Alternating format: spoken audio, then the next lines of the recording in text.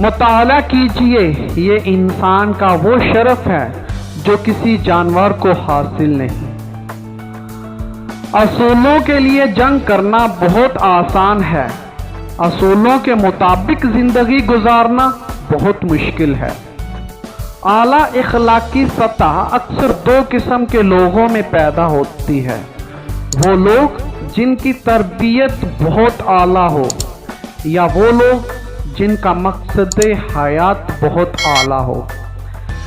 ہم یہ نہیں کہ رمضان میں آپ نے کیا اعمال کیے، ہمیں یہ ہے کہ رمضان کی تربیت نے آپ کو کیسا بنا دیا۔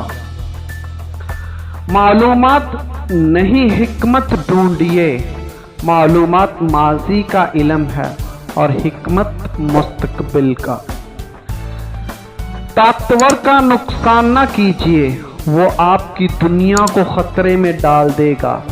کمزور کا نقصان نہ کیجیے، وہ آپ کی آخرت کو خطرے میں ڈال دے گا۔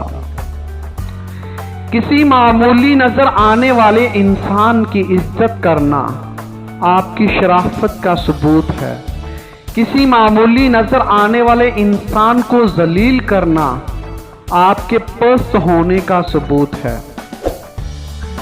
جب عام آدمیوں کے قاتل نہ پکڑے جائیں تو خاص لوگوں کی ہلاکت کا صحنہ پیش آ جاتا ہے، اور جب خاص آدمیوں کے قاتل نہ پکڑے جائیں تو قوم کی ہلاکت کا صحنہ پیش آ جاتا ہے۔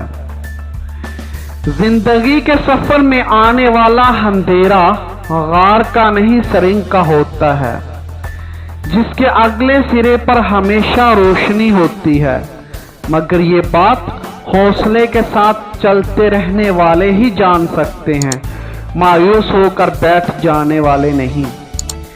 کسی فرد کسی قوم کو ہلاک کرنا ہے تو اس کی امید کو مار ڈالیے، اور اگر اسے تعمیر کرنا ہے تو اس کی امید کو زندہ رکھیے۔ وہ آدمی نادان ہے جو ماضی سے نہیں سیکھتا اور بار بار پرانی غلطیاں دہراتا ہے، مگر وہ آدمی زیادہ نادان ہے جو ماضی سے سیکھتا ہے اور ہر دفعہ نئی غلطی کرتا ہے۔